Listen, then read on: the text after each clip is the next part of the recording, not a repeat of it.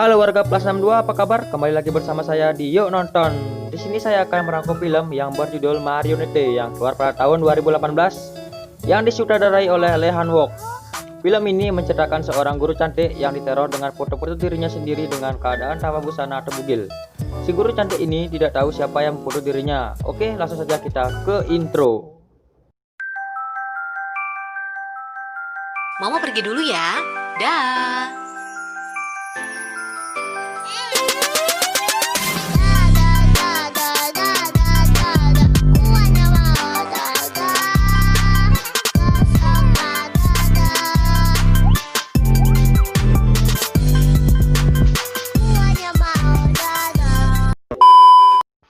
Di awal film, kita diperkenalkan dengan karakter Mingya. Ia sedang bersiap-siap untuk berangkat sekolah. Pulang sekolah, ia bertemu dengan pacarnya di taman. Kemudian, mereka langsung pergi ke tempat karaoke dan bernyanyi bersama. Di saat malam hari, mereka dinner bersama di rumah pacarnya. Sehabis makan, Mingya ingin pulang karena ibunya sudah menunggunya. Tapi pacarnya meminta ditemani 10 menit. Apakah yang terjadi? Apakah mereka melakukan enak-enak? Salah bro. Tetapi Mingya dibuat mabuk dan tertidur. Kemudian Mingya direkam dan dijual oleh laki-laki yang berotak mesum. Sesampainya di rumah, ia menangis sambil melihat videonya yang digilir oleh para lelaki itu. Ibunya yang mendengar anaknya menangis langsung mengecek, tapi Mingya langsung pura-pura tidur dengan mata yang masih menangis. Di pagi harinya, si Mingya minta pindah rumah ke Seoul kepada ibunya, tapi ketika ibunya bertanya kenapa, si Mingya bilang tak apa-apa dan langsung pergi ke sekolah. Di saat Mingya pulang sekolah, ia dicegat oleh mantannya dan diancam videonya akan disebarkan, dan ia pun takut. Dia langsung menuruti perintah si mantan, sampai ia harus rela digilir yang kedua kalinya. Emang sat nih cowok. Keesokan harinya, polisi menemui si ibu Mingya untuk memberikan berita buruk mengenai anaknya yang telah digilir oleh para lelaki itu. Ibunya yang mengetahui itu langsung menangis histeris dan meminta bantuan kepada polisi untuk menangkap semua pelaku. Sekarang Mingya dan ibunya langsung pindah rumah ke kota dan Mingya mengganti namanya dengan Seorin. Beberapa tahun kemudian, Seorin telah menjadi seorang guru SMA. Saat di dalam kantor, ia meminum minuman yang ada di mejanya, yang membuatnya langsung tertidur sampai pagi di kantor tersebut. Ketika terbangun, ia sudah melihat pergelangan tangannya sudah memerah, seperti habis diikat. Dan ia pun tidak tahu sama sekali apa yang terjadi padanya semalam. Tidak lama setelah itu, Seorin mendapat pesan dari seorang misterius yang mengirimkan foto dan videonya yang sedang telanjang itu. Kemudian, ia langsung mengecek CCTV yang ada di sekolah, tapi rekaman itu sudah dihapus karena sudah 1 minggu berlalu. Seorin yang masih merasa terancam dengan foto dan videonya, ia langsung menelpon ibunya meminta nomor polisi yang dulu. Polisi ini merupakan orang yang telah membantunya dulu. Di sini, Seorin meminta bantuan untuk mencari orang yang telah menerornya. Tetapi sayangnya, Pak Polisi sudah pensiun beberapa tahun lalu. Singkat cerita, Seorin sedang mengajar murid-muridnya di kelas. Tiba-tiba ada pesan misterius yang membuat HP satu kelas berbunyi. Di situ juga terlihat akun orang yang meneror Seorin. Akun orang itu bernama Master. Master di sini mengetik hitungan mundur dari 10 sampai 1. Bu guru Seorin yang cemas dan takut menyuruh siswanya untuk mematikan HP. Tapi tidak didengarkan. Sampai akhirnya si Master mengirimkan foto perempuan telanjang.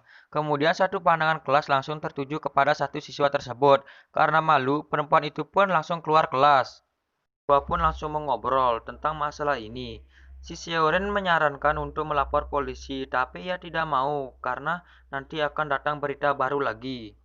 Ketika siswa itu bercerita tentang kejadiannya, dan ternyata kejadian hampir sama dengan kejadian dengan Seorin.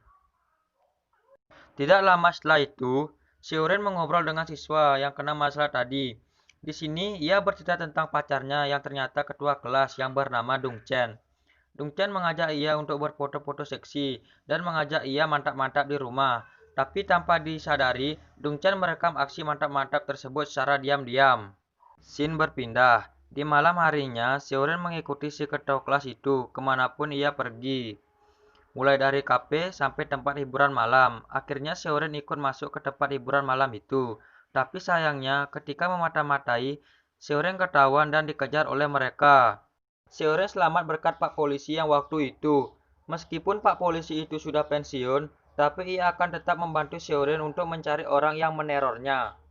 Kemudian, Pak Polisi langsung mendatangi salah satu orang yang mengejar Seoren dan langsung menginterogasinya. Di sini Pak Polisi mendapatkan banyak informasi, mulai dari latar belakang Dong Chen, rekaman video, sampai nama pemimpinnya.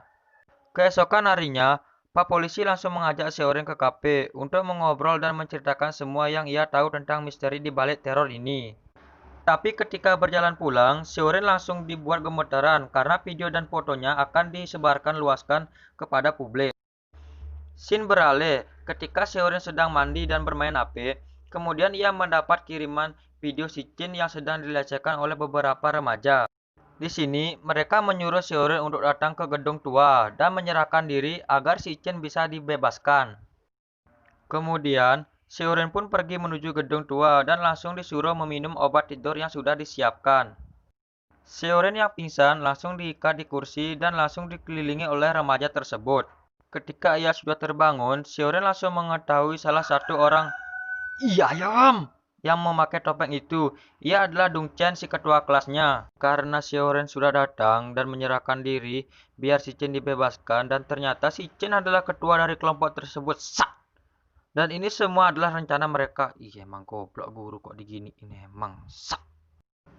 Oh iya, apa yang diceritakan oleh si Chen di awal adalah kebohongannya. Dong Chen telah dimanfaatkan oleh si Chen dan mereka melakukan ini hanyalah biar mendapatkan uang. Mantap. Tidak lama setelah itu, Pak Polisi pensiun datang untuk menyelamatkan Seoren seorang diri, dan ia melawan segerombolan anak-anak tersebut. Tetapi karena kalah jumlah, Pak Polisi pun gitu kalah. Polisi datang dan langsung menangkap mereka tanpa tersisa. Emang di film-film, polisi selalu datang paling akhir. Identitas dari Master belum tertangkap, dan di sini polisi mengambil HP anak tadi dan langsung melacaknya. Singkat cerita, akhirnya sampai di rumah Master dan digerebek. Ternyata sang Master ialah bocil.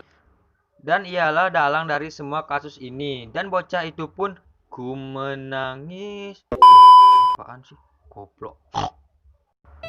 Dan itulah ending dari film Mario United tahun 2018. Oke, sekian dari saya. Mohon maaf kalau ada salah kata. Dan kalau kalian suka dengan film ini, silahkan di like dan subscribe-nya. Oke, saya pamit undur diri. Sampai ketemu di video selanjutnya.